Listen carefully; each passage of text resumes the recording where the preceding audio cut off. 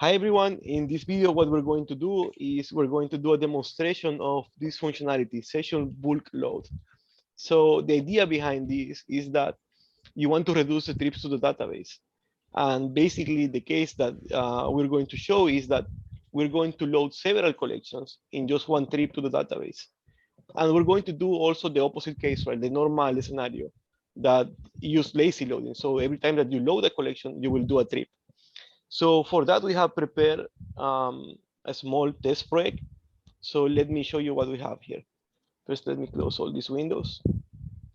And first, the ORM, just two simple classes, customer with two properties, code and name, and product with the same two properties, code and name. So like something really simple. Beside that, we have the application configuration to show the output of the console to see the queries that we're doing. And then we have this small utility that we just created with Javier, and basically it's a wrapper. So the idea behind this wrapper is that you pass it a real data store, and you wrap it around this like empty class that is only used to count the trips to the database, basically. So as you can see here, we pass the real data store, and every time that we invoke the methods of the data store, we basically forward the call to the real data store here. And we have a few extra methods, for example, this to reset the count of trips to the database, and this to show the amount of trips that we're doing.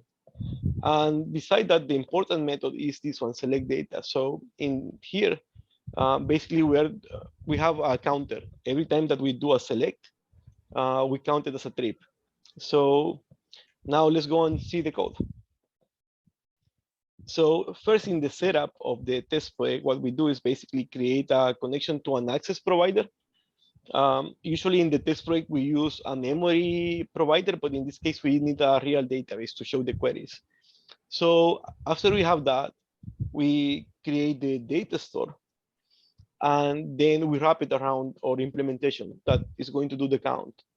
And after that is basically, again, I mentioned this in all the videos, best practice number 7. So this is how you create and update an schema, and then we insert like some test data, so some test customers and some test products. So now the first case that we're going to do is without bulk load. So let me show you the example. First, we create a unit of work. Then we create two collections. Then after that, we will reset the counter to make sure that we start from 0. And this will actually do two trips, one when we iterate the customers and one when we iterate the products. So this is like because of the lazy loading. Every time that we touch the collection, it's going to do a trip, basically. So we're expecting that the total of trips will be 2. And let's see if that is true, actually. So let's debug this.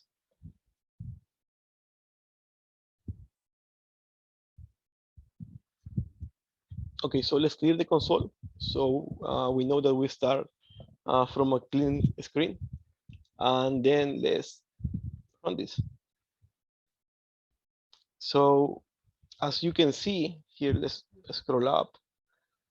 First, it execute a query for the customers, and there was one trip, total trips here, one, and then another trip for the products.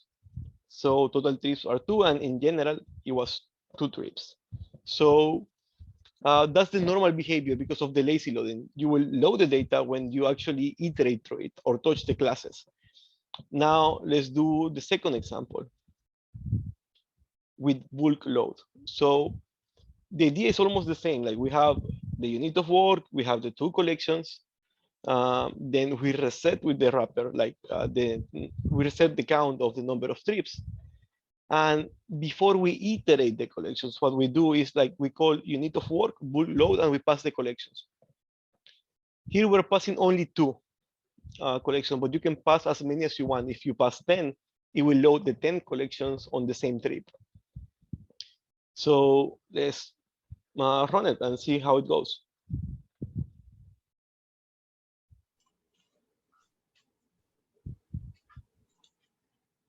So let's clear the console. And then let's finish. So as you can see here, there was only one trip. It sends both queries in the same trip. So the total of trips is 1. Then we iterate through all the records in both collections. And then we check the total in the end. And the total is still 1. So this basically is really useful when you want to reduce trips to remote database. For example, maybe you're in your office and your database is in Azure. So it's a remote database. So you want to reduce the amount of trips. So what do you think about this, Javier? I think this is amazing. I'm sorry I was on mute. My daughter is being a troublemaker right here. But yeah, it's definitely a performance boost, especially when you have remote databases that every trip to the database will add some latency. So again, I really like this bulk load method and the possibility that there is not only limited to 2 collections, that you can put 3, 4, 5. That's amazing. So definitely a really nice tool to have in our toolbox. Yeah, so, well, the thing is that this method is kind of old. It's been there forever, but once you like spend time reading the documentation, it's like you should say like, hey, like this look interesting, like why don't we give it a try? So as you always say, like take a look to the documentation. There is a lot of like useful information there. So when people say that XPO is not um, like you cannot set up in the way you want, it's because maybe they have not spent enough time reading how to do it in general. Because this is a proof that you can modify almost everything regarding the data access. No, that's what I like about XPO, that is it does a lot for us, but also allow us to intersect any part of their behavior if we think that we needed a different behavior. Yeah. So So I guess that's it for this video, guys. And this source code will be available in GitHub in the description of the video. And if you have a doubt regarding the implementation, just let us know in a comment. And see you guys on the next video. Bye. bye.